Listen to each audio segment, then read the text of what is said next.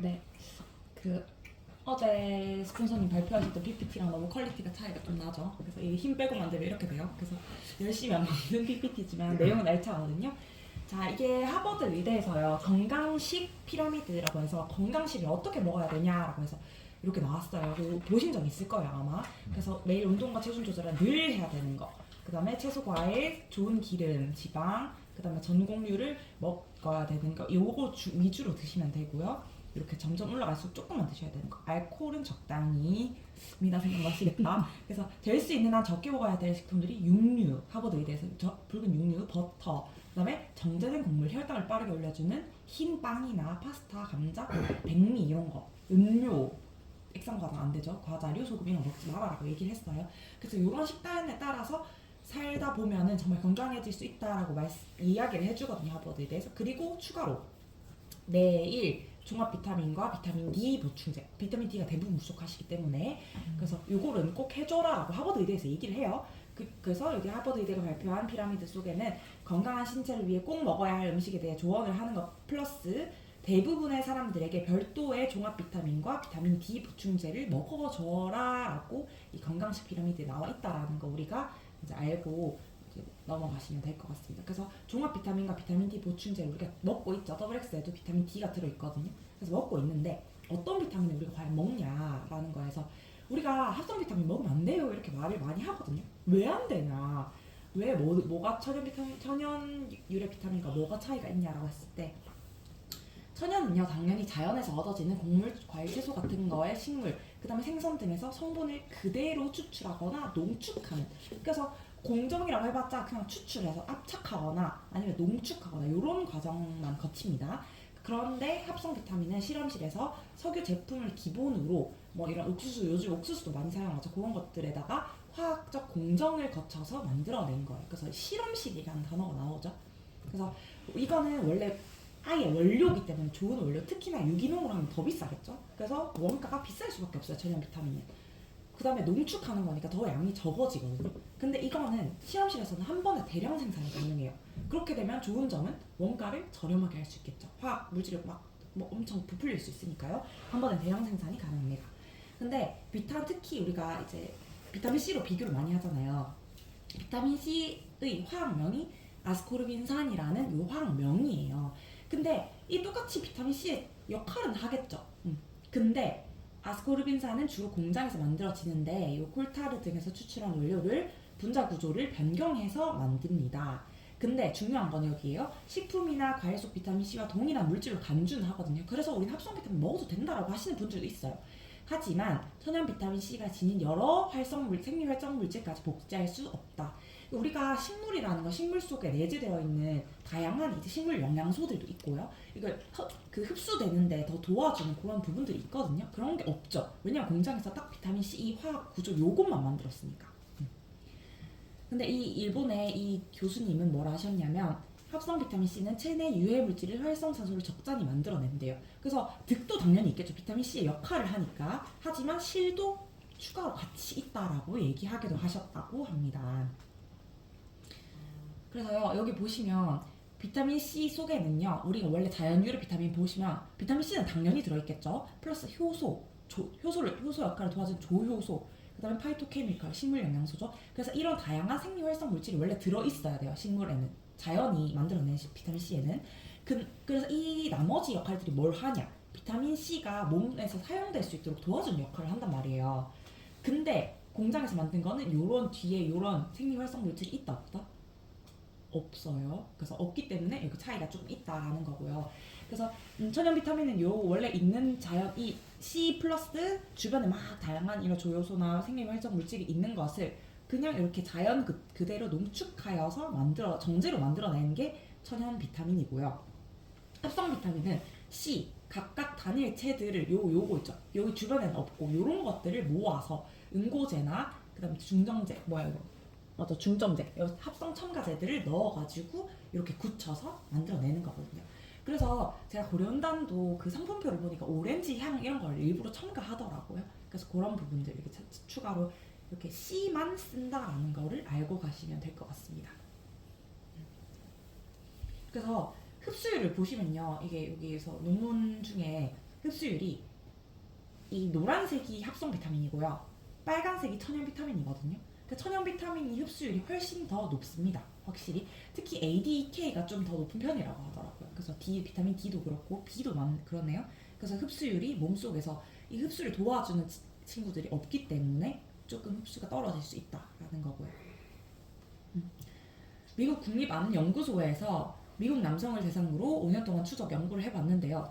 합성 종합 비타민을 섭취하는 경우 전립선암 발병률도 30% 높아졌다라고 합니다. 그 다음에 천연 비타민은 우리가 그냥 자연 음식이잖아요. 그래서 몸에서 사용하고 남으면 쉽게 배출될 수 있도록 구성이 되어 있어요. 하지만 합성 비타민은 지방층에 축적돼서 3개월 정도 남아있을 수도 있다. 부작용 유발할 수 있다라고 얘기도 합니다. 그래서 결론적으로 천연 비타민이 체내 흡수율이 훨씬 높고요. 천연 비타민은 이제 이런 혹시 모를 화학적 인체 속에서 화학 물질을 넣어서 발생할 수 있는 화학 작용에 대해서 안심할 수 있겠죠. 우리가 귤을 엄청 많이 먹는다고 해가지고 문제 생기거나 그런 거 없죠. 자연에서 퓨어하게 만들어진 것들은. 그리고 천연 비타민은 합성으로는 만들어내지 못하는 이런 식물 농축물 같은 물질들을 포함하고 있어서 훨씬 더 유익하다. 그래서 아직 연구가 안 된 부분이요. 식물 농축물이 어떤 역할을 각각의 식물 농축물이 어떤 역할을 하는지 정확하게 밝혀진 게 없대요. 그 엄청 무궁무진할 거다라고 얘기하거든요. 그래서 그냥 뭐 합성만 먹으면 되지가 아니라 우리가 식물을 우리도 사실 더블엑스만 먹으면 되지만 더블엑스 아니고 야채 과일을 또 먹는 이유는 식이섬유 플러스 이런 식물 농축물 때문이거든요. 그래서 이런 것까지도 우리가 알고 넘어가시면 또 이제 도움이 될 것 같습니다. 네, 그래서 아까 여기 보시면요. 아까 여기에서는 C 플러스 이런 주변에 이게 흡수를 도와주는 생리활성 물질이 있다고 했잖아요. 이 도와줘야 돼요. 조효소, 효소 흡수될 수 있도록 도와줘야 되는데 합성 비타민은 걔네가 없잖아요. 그래서 결국 이걸 먹었을 때 얘네를 소화하고 흡수시키기 위해서 이런 조효소나 효소가 필요해요. 따로. 그래서 만약에 합성 비타민을 꾸준히 복용하신다면 이런 보조 요소들이 몸에서 필요하겠죠. 아무래도. 그래서 인체로부터 이런 효소들을 막 끌어다 쓴대요. 소화시키고 흡수시키기 위해서. 그러면은 결국에 이 보조 효소가 나중에는 또 고갈되겠죠. 몸속에는 효소가 한정적인데 이런 합성 비타민을 소화시키기 위한 효소가 고갈되면은 안 되겠죠. 우리 몸이 더 오히려 장기 복용했을 때는 과연 괜찮을까라는 그런 이슈들이 조금 있더라고요. 그래서 어떠한 과학도 자연 그대로를 대체할 수는 없다라는 이런 거를 우리가 조금 셀링 포인트를 가지고 가시면서 말씀해 주시면 될 것 같습니다. 그 다음에는 제가 GMO과 논 GMO인데요. GMO가 뭐냐? 유전자를 인위적으로 재조합하거나 이런 뭐 유전자를 구성한 핵산을 세포 등에 주입해가지고 농산물 자체를 만들기도 하고요. 농산물을 가공해 만든 식품을 GMO 식품이라고 얘기합니다. 이게요. 여기 보시면 미생물, 식물, 동물에서 병해충을 죽이는 유전자를 뽑아요. 그래서 이 유전자를요. 여기 옥수수 같은 데다가 감염을 시키는 거예요. 이 박테리아를. 그래서 얘가 옥수수 세포 속에 각인을 시키거든요. 병해충을 죽이는 유전자 자체가 이식이 돼요. 그래서 요걸 배양해서 만든 게 병해충에 걸리지 않는 GMO 옥수수예요. 그래서 이런 과정을 통해서 GMO 옥수수를 만들거든요. 그래서 가장 그 EU 처음에 만들어진 게요. 이 몬산토라는 농약 회사가 이 GMO 식품을 만들어낸 거예요. 그래서 왜 만들었냐? 농약을 옥수수나 식물 키워 보신 분들은 아는데 옆에 풀이 뭐 미친 듯이 자라거든요. 그리고 그래서 그것 때문에 이게 병충해 강하도록 농약을 이 풀 같은 걸 제거하기 위해 농약을 뿌린단 말이에요. 농약을 뿌리면 잡초도 죽고 옥수수도 죽는 거예요, 자꾸. 그래서 뭐야, 그럼 옥수수는 안 죽게 만들 수 없나? 이렇게 해서 옥수수에다가 이제 이 독한 농약을 뿌려도 안 죽도록 아까처럼 이렇게 각인을 시킨 거죠. 그렇게 되니까 어때요? 옥수수 이 잡초에 안 죽는 옥수수가 막 미친 듯이 나가는 거예요, 사람들이. 그래서 종자도 사는데 그럼 이제 여기에는 농약 뿌려도 되잖아요. 농약도 미친 듯이 팔리는 거예요. 그래서 농약도 팔고 종자도 팔고 이 부자가 된 거죠. 몬산토라는 회사가. 둘 다 팔기 위해서. 그렇게 해서 처음에 만들어진 게 GMO 옥수수입니다. 그래서 미국의 경우에요. 옥수수 농장에 GMO 옥수수를 심고 당연히 병충해에 강하니까요. 강하고 농약 뿌려도 되잖아요. 비행기로 농약을 폭풍 살포 위해서 미친 듯이 농약을 뿌리는 거예요. 그래도 옥수수는 안 죽고 나머지 풀만 죽으니까. 그래서 미국은 엄청난 이제 거대한 옥수수 농장들이 많거든요. 그래서 그런 옥수수 93% 미국 옥수수 전체의 93%가 GMO 옥수수다라고 합니다. 그래서 이게 여러 질병을 야기하고 있다고 하고요. 그래서 원래 있는 자연적으로 생기는 음식이 아니라 지구생에 없던 새로운 유전자를 이렇게 변이를 시킨 거잖아요. 그래서 우리가 아까 공장에서 만든 화학 물질처럼 억지로 만들어낸 거기 때문에 우리 몸에 좋을 리가 없다라는 거고요. 이렇게 콩, 옥수수, 감자, 그러니까 옥수수에 가장 또 많고요. 콩, 그다음에 목화 이런 데 있죠. 솜 같은 데도 많이 이제 이런 걸로 GMO로 많이 쓰고요. 파파야, 쌀, 그다음에 이거 유채예요. 유채. 우리 유채 카놀라유 이런 거 있잖아요. 다 유전자 조작이 많다고 보시면 돼. 감자, 토마토, 뭐 유제품들, 뭐 이런 완두콩 같은 데서도 많이 GMO 콩이 많이 활성화되어 있다. 근데 우리나라가 식용 GMO 수입 1위 국가예요.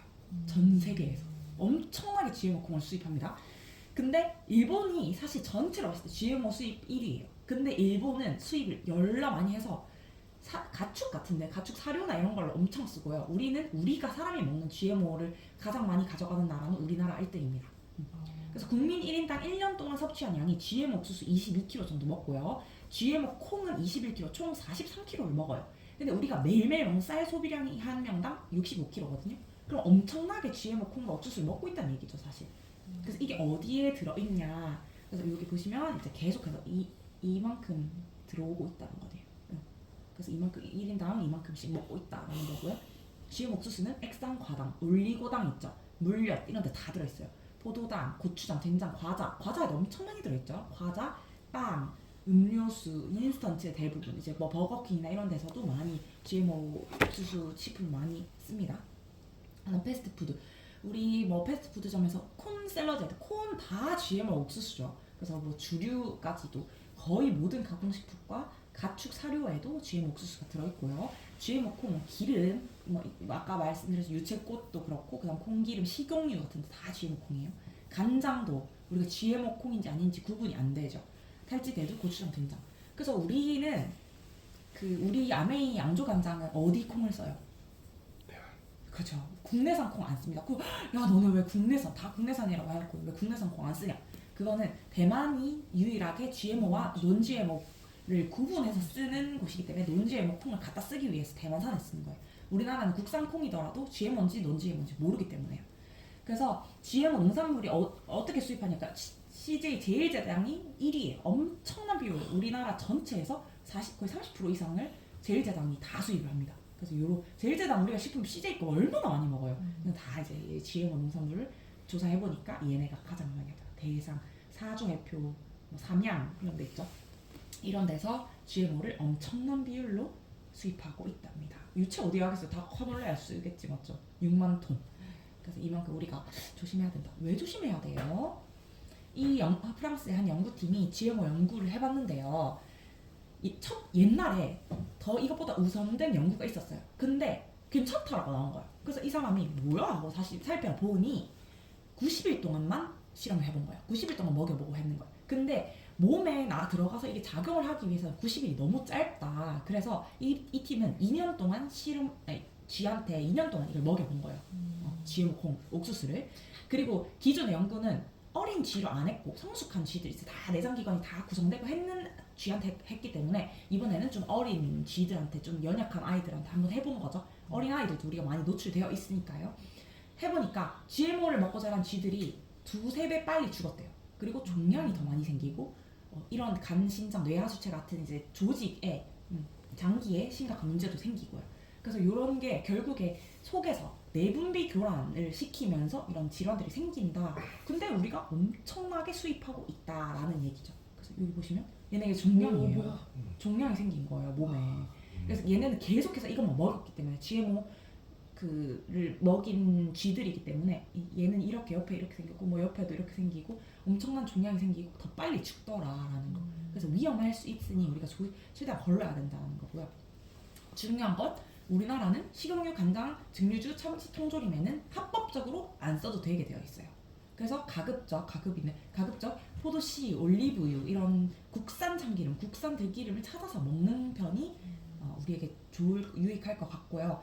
우리나라에서는 GMO 원료를 사용했지만 그 원재료 중에 가장 많이 쓰는 탑5 안에 안 들면 표기 안 해도 되도록 되어 있어요. 그래서 우리가 평소에 어떤 유럽에 나가니까 사람들이 마트에 뭐 GMO도 있고 논 GMO도 있고 이런데 우리나라 오니까 논 GMO가 없어. 그러면 우리나라 진짜 선진국이다. 우리나라 GMO 없네. 하지만 우리는 표기할 의무가 없다라는 거예요. 그리고 식약청도 논 GMO 표시를 만약에 허용하면은 물가 상승할 거다, 비싸질 거다, 그럼 당연히 GMO보다 넌 GMO가 비싸질 텐데 물가 상승 때문에 안 된다라고 식약청이 앞장서가지고 반대를 하고 있는 실정이라고 합니다. 그래서 우리가 조금 더 구분을 하고 이제 GMO콘과 그다음에 합성 비타민 같은 거에 조금 조심해서, 자주 먹는 음식들이기 때문에 좀 조심해서 드셨으면 좋겠습니다.